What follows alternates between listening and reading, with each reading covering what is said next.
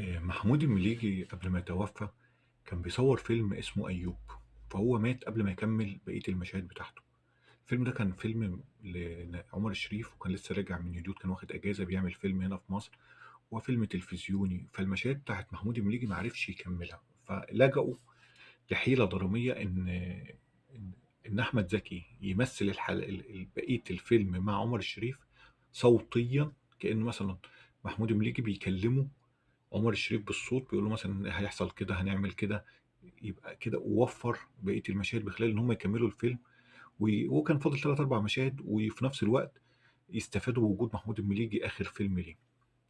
وكان معروف ان احمد زكي جسد شخصيه، او جسد صوت محمود المليجي في مسرحيه هلو شلبي، وكان عامل بيها سوكسي على المسرح حلو. فهو معروف ان احمد زكي بيعرف يجيب صوت محمود المليجي، واحمد زكي رفض يكتب اسمه على الفيلم، لأنه حب إن هو يكون دي تحية ليه للفنان محمود المليجي. هو شاركه أو في كذا فيلم وكذا شخصية، أشهرهم طبعا فيلم اسكندرية ليه المشهد الشهير.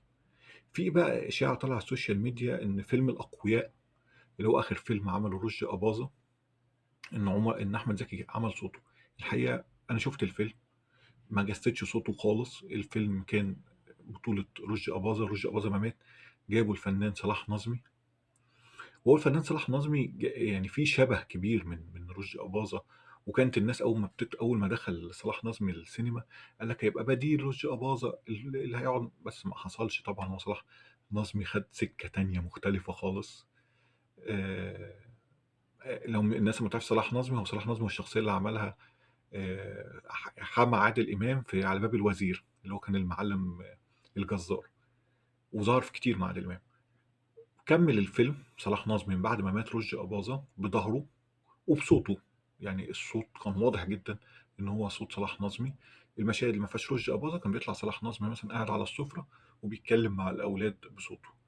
فالاشاعه الموجوده على السوشيال ميديا ان احمد زكي هو اللي عمل صوت رشدي اباظه دي مش حقيقه. هو عمل بس صوت محمود المليجي في فيلم ايوب.